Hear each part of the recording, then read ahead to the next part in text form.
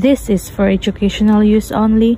Our group grants permission for instructor Mr. Roldan Ardines to use this as educational material.